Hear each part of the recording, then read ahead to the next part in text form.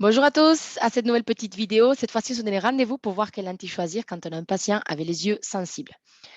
La première caractéristique du matériau à tenir en compte, c'est le module d'élasticité. Comme vous savez, l'élasticité, c'est la résistance de matériaux à la déformation. Et en plus, en contactologie, on parle de module d'élasticité ou module de Young. C'est la relation entre la force qu'on applique et la déformation qu'on produit. Ceci, en fait, va nous indiquer la facilité d'une lentille de contact à se déformer quand la paupière passe sur elle. Qu'est-ce que vous croyez que le module d'élasticité élevé va être plus confortable ou moins confortable? Ça va être moins confortable. Donc, ça veut dire que nous devons choisir un module d'élasticité faible pour favoriser le confort de mon patient.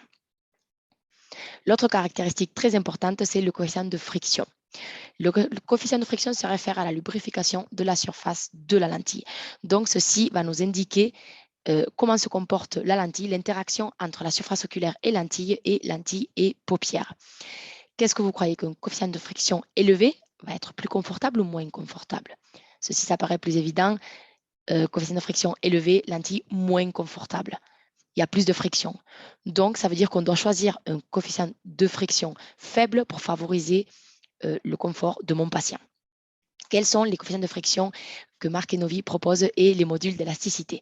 Bon, comme vous savez, normalement, les silicones hydrogels, globalement, ils ont module d'élasticité et coefficient de friction plus élevé et les hydrogels, normalement, c'est des lentilles plus confortables. Donc, comment on va faire le choix entre nos lentilles? On va toujours commencer par la Gentle 80. La Gentle 80, elle a un module d'élasticité faible, un coefficient de friction faible. Donc, ça la rend une lentille très confortable. En plus, elle a une 80% d'hydratation et elle a uniquement un 20% de matériaux. Donc, c'est presque comme une gélatine.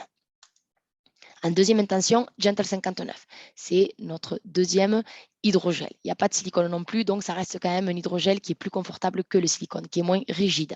Et en dernière intention, toujours, on va faire le choix entre nos silicones hydrogel, soit Extensa CI, c'est une lentille qui est à paramètre standard, ou nos silicones hydrogel sur mesure comme Saphir ou BlueGen. Comme vous savez, c'est des lentilles qui sont un peu plus rigides, donc normalement les silicones hydrogel, ils sont moins confortables que les hydrogels.